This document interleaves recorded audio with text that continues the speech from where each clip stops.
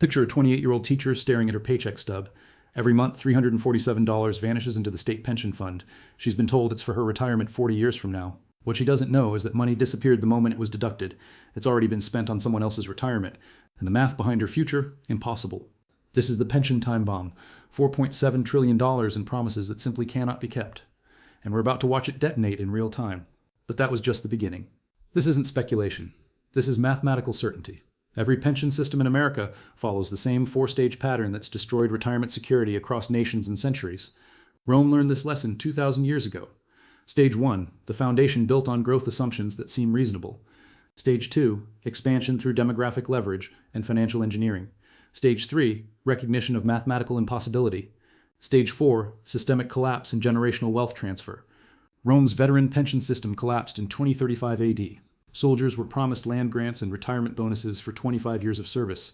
The empire expanded promises faster than tax revenue could support them. When barbarian invasions drained the treasury, veterans received worthless IOUs instead of farms. The pension crisis triggered military revolts that lasted 50 years. And the same pattern repeated. We are deep into stage 3, and what happens in stage 4 changes everything. But first, let me show you how we got here, because understanding the machine is the only way to see what's coming, and what's coming is inevitable. Stage 1 began after World War II. America dominated global manufacturing. Economic growth averaged 4% annually. Demographics were perfect. Large working population supporting smaller retiree groups, supporting an illusion of permanent prosperity that would seduce an entire generation into believing mathematical impossibilities. Pension promises seemed not just achievable, but conservative. Corporate America offered defined benefit plans. This was the setup. Guaranteed income for life. States promised teachers, police, firefighters secure retirements. The foundation looked unshakable. The assumption was simple. Market returns of 7-8% annually forever, population growth, maintaining worker-to-retiree ratios. Economic expansion continuing indefinitely. Every pension actuary built models on these assumptions. Every politician made promises based on these projections. Everyone believed the math. But the math was built on conditions that couldn't last. And that's where stage 2 began. Here's the shock nobody talks about. According to internal actuarial audits, the average state pension fund would need investment returns of 11.2% annually for the next 30 years, just to meet current obligations. The stock market's historical average, 7.4%. That gap represents mathematical impossibility disguised as policy. And then something impossible happened. Here's where it gets dark. The 1980s brought a critical shift. Corporate America realized something. Why fund pensions when you can shift the burden? The 401k was introduced as a supplement to pensions, not a replacement. But corporations saw an opportunity. Gradually, defined benefit plans disappeared. Defined contribution plans took over. The Soviet Union tried the same mathematics in the 1970s. State pensions promised generous retirement benefits to every worker. When oil revenues couldn't support the promises, the government printed rubles to cover shortfalls. Inflation destroyed savings faster than benefits could be paid. By 1991, Soviet retirees received pensions worth less than a month's groceries. And the pattern repeated exactly. Translation: the risk shifted from employers to employees, from guaranteed outcomes to market gambles. But that was only the beginning. Meanwhile, state and local governments doubled down. They couldn't eliminate pensions without union revolts. So they made bigger promises, enhanced benefits, earlier retirement ages, larger multipliers, creating obligations that would dwarf entire state budgets within a single generation. Politicians loved it. Here's where the trap snapped shut. Unions supported them. Taxpayers didn't understand the long-term costs. Everyone won, temporarily. But something else happened in stage 2. The demographic foundation cracked. Birth rates dropped below replacement levels in most developed states. Life expectancy increased. The worker-to-retiree ratio began inverting in a demographic catastrophe that would make pension mathematics impossible, regardless of market performance. In 1950, 16 workers supported each Social Security beneficiary. By 1990, it was 3.4 workers. Japan saw this pattern destroy their system first. In 1980, 7 workers supported each retiree. By 2020, it was 2.1 workers per retiree. Japanese pension funds became Ponzi schemes requiring infinite population growth to sustain payouts that exceeded contributions by orders of magnitude. Today, Japanese retirees receive benefits worth 40% of original promises. And the same mathematics are crushing America right now. Today, it's approaching 2.8, and the financial engineering began. This is where the system breaks. When investment returns couldn't meet assumptions, pension funds increased risk, more stocks, less bonds, alternative investments, private equity, real estate, hedge funds, creating leverage ratios that would make casino operators nervous. The promise remained the same. The methods became increasingly desperate. And then 2008 hit, and the machine started breaking. But what happened next exposed the true fraud. Think about this moment.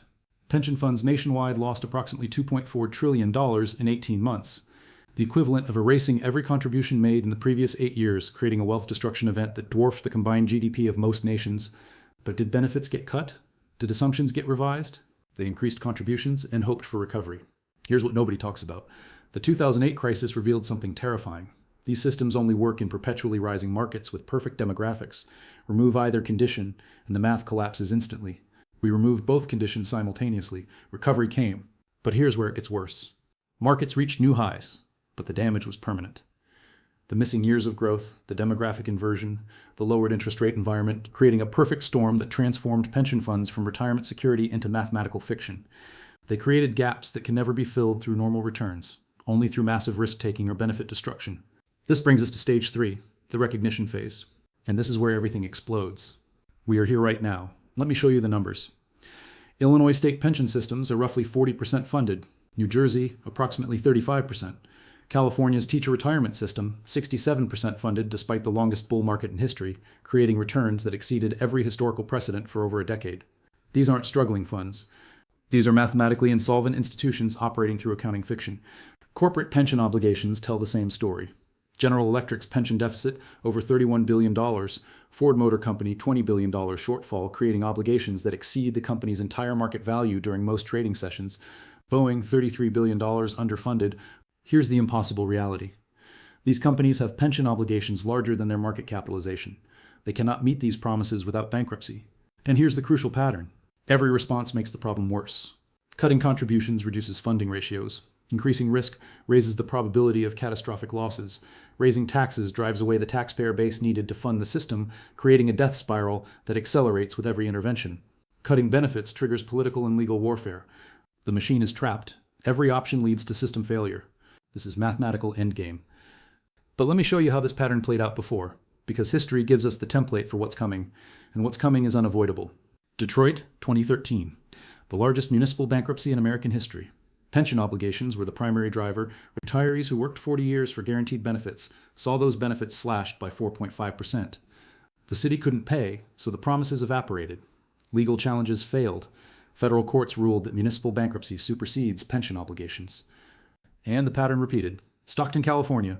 Central Falls, Rhode Island. Vallejo, California. Same story. Pension mathematics meets fiscal reality. Promises meet impossibility. Reality wins. Greece provides the international template. Public sector workers were promised retirement at 55 with full benefits. When the debt crisis hit, those promises became suggestions. Pension benefits were cut by 40%. Retirement ages increased to 67. 30 years of contributions reduced to survival payments. But that was just the beginning. Because stage 4 doesn't just affect retirees. It destroys entire economic foundations. The ripple effects are already visible. Corporations are abandoning pension-heavy states. Tax bases are eroding. Young workers are leaving cities with massive pension obligations, creating a feedback loop where the people needed to fund the system flee precisely when maximum extraction becomes necessary. Illinois lost 142,000 residents in 1 year. Connecticut has seen 6 consecutive years of population decline. People vote with their feet when they realize they're funding promises that benefit others while destroying their own future. Here's what stage 4 looks like, and it's closer than you think. First, the legal challenges begin. When benefits can't be paid, lawyers emerge. Retirees sue governments. Bondholders sue pension funds. Taxpayers sue politicians. Courts become arbiters of mathematical impossibilities. Judges must decide which unpayable promises take priority. This phase can last years. But resolution is inevitable because math doesn't care about legal arguments. Second, the accounting fiction ends. When pension funds can no longer meet current obligations through new contributions and market returns, the gap becomes undeniable. Credit rating agencies downgrade pension-heavy entities. Bond markets demand higher interest rates. Borrowing costs spike. The death spiral accelerates. Third, emergency legislation arrives. States pass pension reform bills. Benefit cuts for new employees. Increased retirement ages. Higher contribution requirements, reduced cost of living adjustments. But these changes primarily affect future retirees.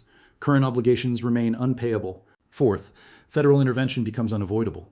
When major cities or states approach insolvency due to pension obligations, federal bailouts become political necessities. But federal bailouts require federal control, local autonomy disappears, federal bureaucrats manage local pension cuts, political sovereignty trades for financial survival, and then the wealth transfer completes. the largest transfer of resources from younger generations to older generations in human history, creating an intergenerational conflict that will define politics for the next 50 years.